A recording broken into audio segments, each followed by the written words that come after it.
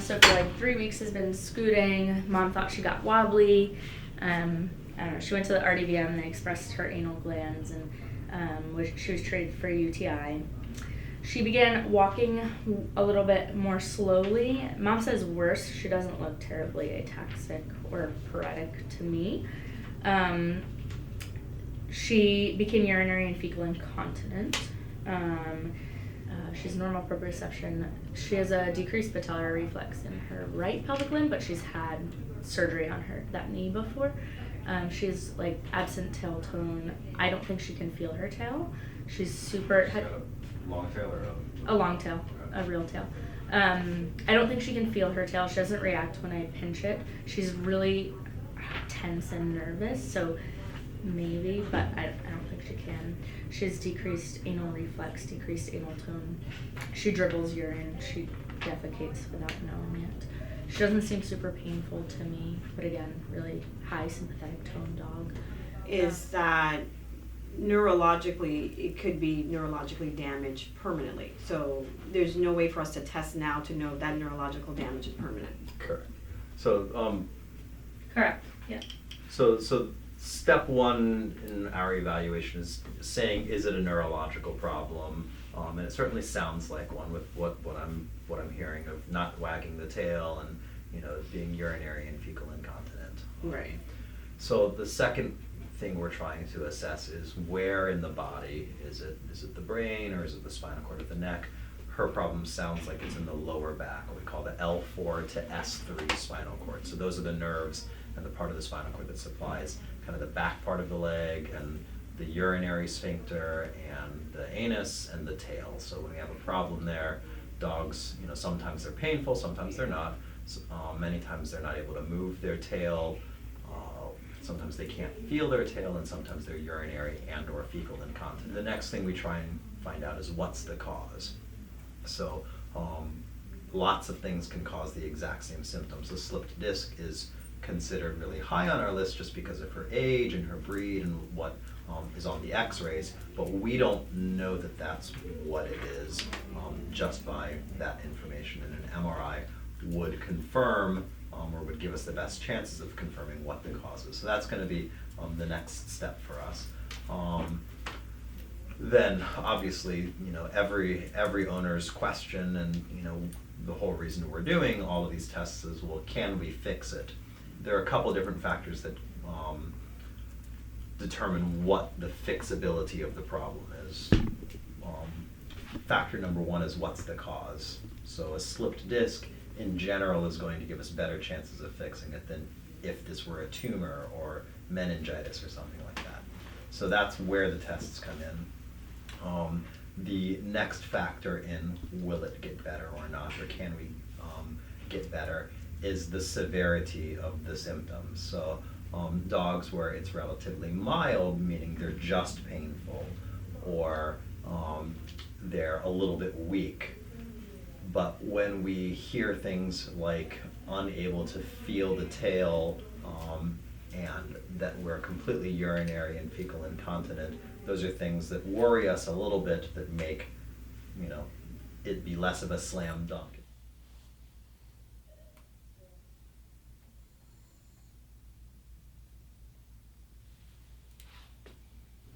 The prognosis is still, assuming it's a slipped disc, probably in that 50% chance range, just because she can't feel the tail. So step one is figuring out what's going on.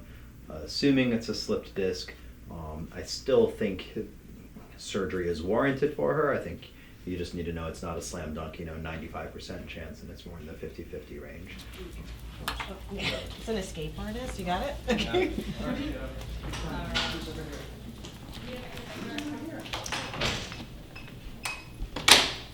Very good puppy.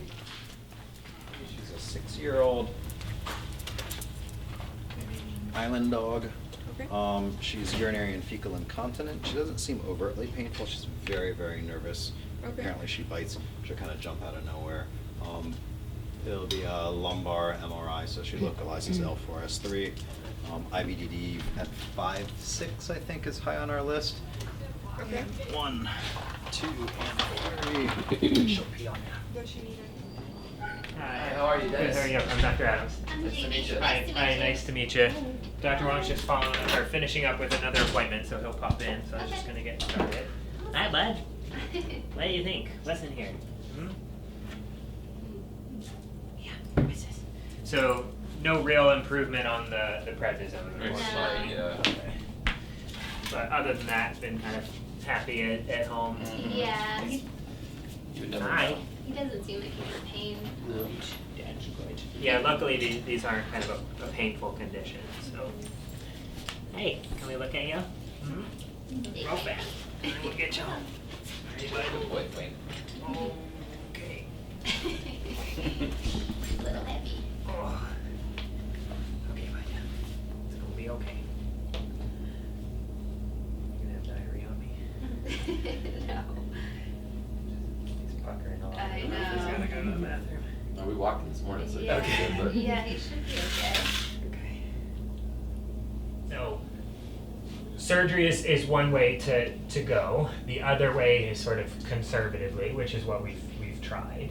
And a lot of times when we talk about starting with conservative management, the aim is to see, okay, well, are we even going to be able to make him better with surgery? And a lot of times if they don't improve on prednisone, we don't feel like surgery is going to help them a lot. So, I think at this point, since we didn't really see a response to prednisone, I don't think that surgery would be recommended. I just think it would be a procedure, both financially, a lot for you guys to go through, but more importantly, it's a lot for him to go through. It's not just, kind of a routine disc surgery that we do. It's not as straightforward as that. And again, we are opening up that covering over the spinal cord, so there's more risk associated with it. So, when we talk about that, is that sort of risk-benefit ratio in our favor, and usually when they're not responding to prednisone, it's not. Yeah. So, Okay. so with that said, the other thing that we then focus on is physical therapy. So keeping that strength as long as we can. He can live with, not knowing where that back left foot is very well, perfectly fine and perfectly happy. Eventually it's going to get worse, and then at that point, hey, do we try something? And whether it's, do we try steroids again, and now that it's worse, are we going to see an improvement? Or do we talk about surgery at that time? Where are we at? Just chatting about physical therapy. So, didn't see much of an improvement on prednisone. Left pelvic limb propriosections a little You bit gotta sit worse. down now that I'm here. I know, huh? Frankie, come here. Frankie, come here. Come here. You got a lot of attention. Too much. Come here, come here. It's like, I remember that guy. Yeah. The other thing is the fact that prednisone didn't help makes me a little worried that surgery wouldn't help either.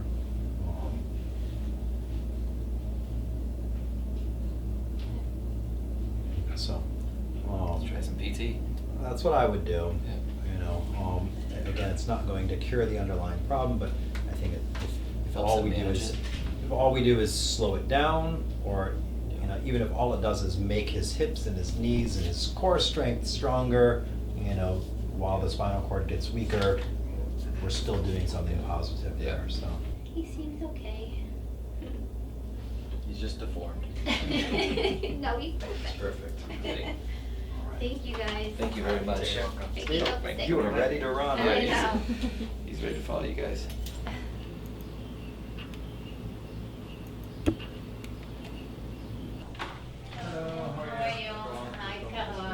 Nice to meet you. You're a nice skinny dachshund, huh? We keep you skinny. So I talked with Dr. Jimenez yesterday. Leo's 4 years old. About a month ago, we had a seizure. Yes. And you were out of town. Your son took him in. Yeah. They started some medications, and we didn't really like what the medications were doing. No, it's So- like, what happened when I came? I told him, why did he have this? He never had that before, and Right. he's so young. He said it can be brain cancer, it can be epileptic, it Mhm. can be whatever reason. And so I said, I would like to take him off slowly the medication Sure. to see really if it's gonna happen again, and in that case. And what do the seizures look like? Oh my God, it's horrible. The one I saw on Saturday, I came, and he was foaming. Okay. He was lying on the side. He was shaking, convulsing. So I carried him and trying to calm him. And it lasted at least, I would say, 3 minutes. I mean, easily. So he was shaking, convulsing, foam coming out of his mouth. Then I put him on the floor. He just fell. Okay. And after that, he started drinking, and I gave him the medicine, and he.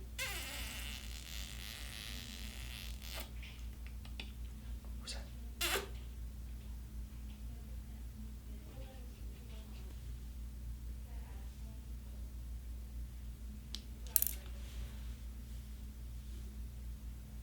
Just looking.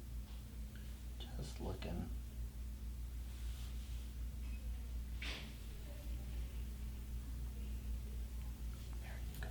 So there are three main things that can cause seizures. The first thing that can cause seizures is something outside of the brain that affects the brain, like you said, a poison or a toxin or getting into something. The other things outside of the brain that can affect the brain are things like low blood sugar and liver problems and kidney problems, things that Dr. Jimenez has tested for with blood tests. And he's good. Yep. In that sense. So the second main thing that can cause seizures is something physically wrong inside of the brain. Like you had brought up, things like brain tumors. I don't think he has a brain tumor, just he's a little young for that, but it's still possible. The things that we see in 4-year-old dachshunds, we worry about inflammation of the brain, what we call encephalitis. Encephalitis in dogs is typically not due to a mosquito bite or an infection. It's usually that their immune system or their body's defenses turn against themselves. Other things inside of the brain, things like meningitis, things like strokes, things like infections of the brain, malformations, and then the third main cause of seizures is something physically wrong inside of the brain. Excuse me, is idiopathic epilepsy, but like you had mentioned before, epilepsy. So epilepsy is the most common cause of seizures in dogs. It usually comes on between 1 and 5 years of age. Wow, that's young.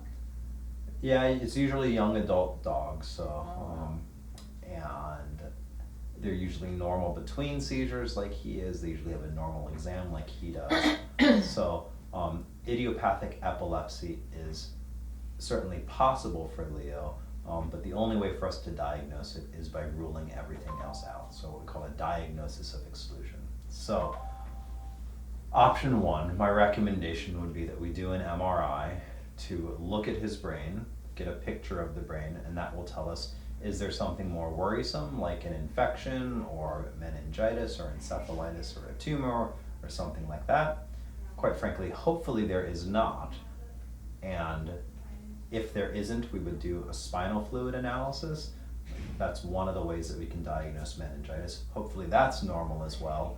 And if we sort of check off those boxes, at that point we call him an idiopathic epileptic, which is the most common cause of seizures and also the best thing for him, because that is better than a brain tumor or meningitis, etc. And he would stay on the medicine forever?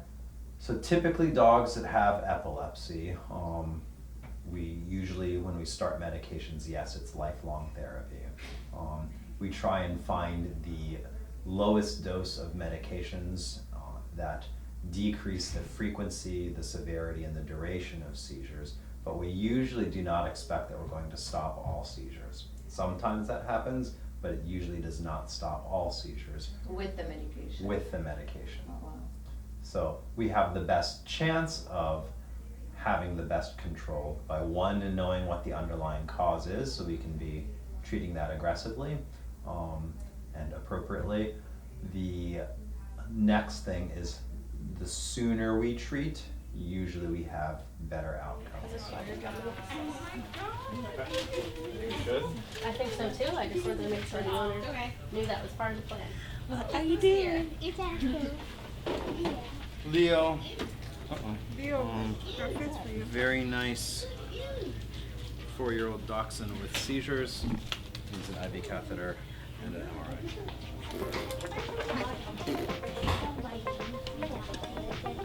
Thank you. And here are his medications. Okay, thanks.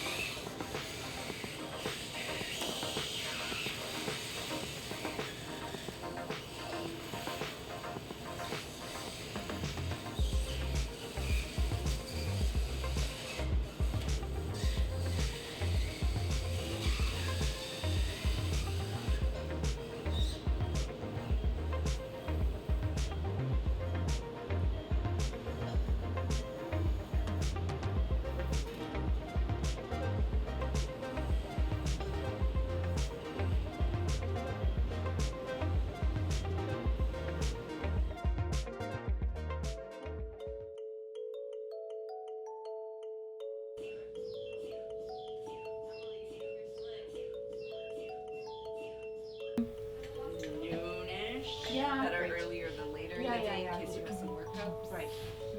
11 o'clock. Perfect.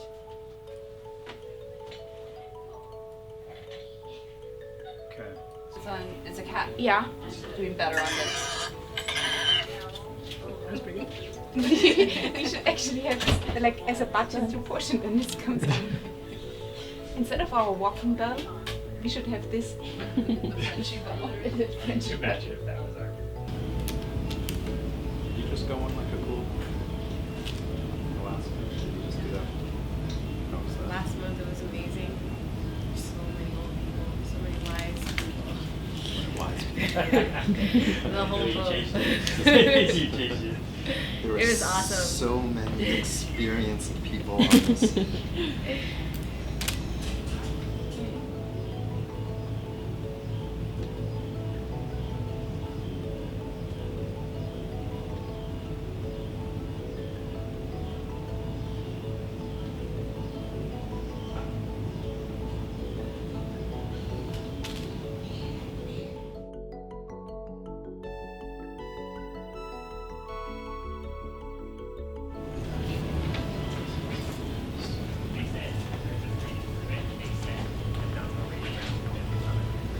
So you look like you should be in the Bible or something. We don't have.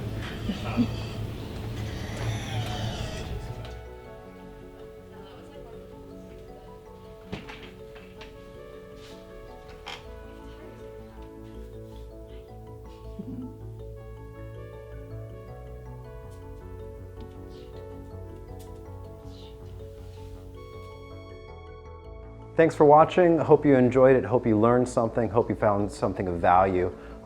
If you did, feel free to give us a comment, give us a like, share it with someone that you think might get something out of it.